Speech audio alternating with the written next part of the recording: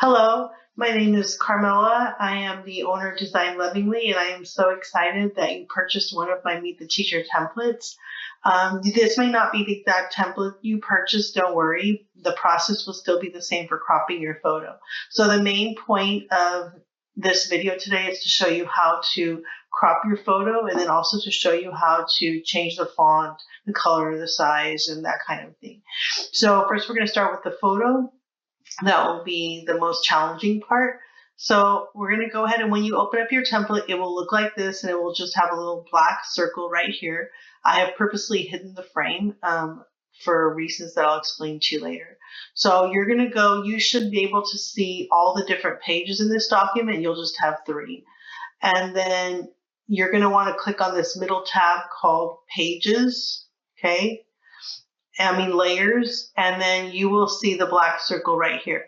So what we're going to do is we're going to turn this black circle into a clipping mask to put the photo in. But first, I have found it easier to just import the photo. So I'm going to go ahead and I'm going to just upload the photo.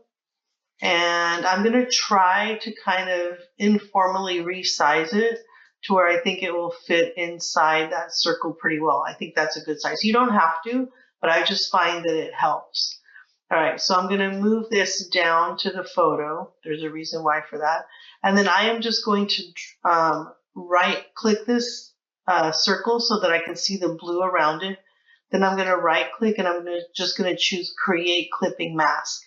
This is the default image that shows up, don't worry. You're just going to drag your portrait in there. And then you see how it didn't center it right? You can just double click on it and then resize it. So I'm going to make mine a little bit smaller.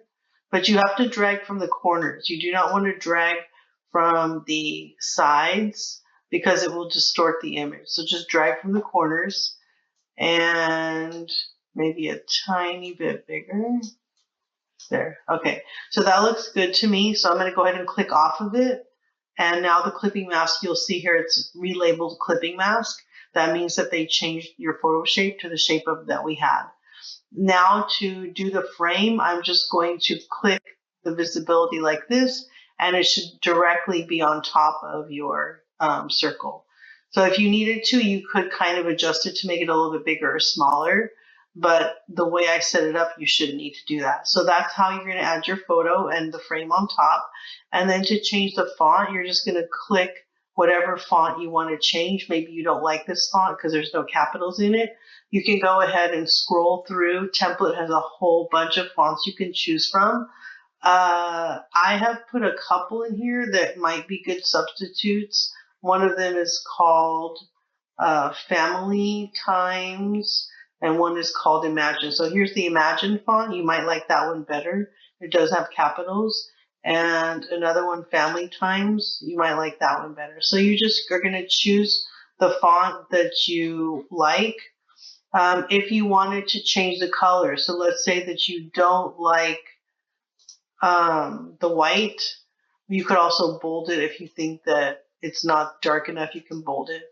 If you don't want the white, you can just click here. As long as this text box has the blue things around it, you can just click. And then you can just choose any color. If you don't see a color you like let's say that you want a really dark teal. Well, actually, I see one right here. You could do that. If you want it black, you can just choose black right here. If you want pure white, this is the pure white. So just choose whatever color you want. That's how you would change the colors, just by clicking this box right here. If you want to change the font, I already showed you. If you want to change the size, you're going to click this little down menu next to the number, and it will change the size. There's a whole bunch that you can change it to, or if you don't see exactly the size that you want, you can type it in, and it will change it. So that's how you change the font size, the font color, and the font. I don't think there's anything else really to go over in this, but message me if you have any questions, okay?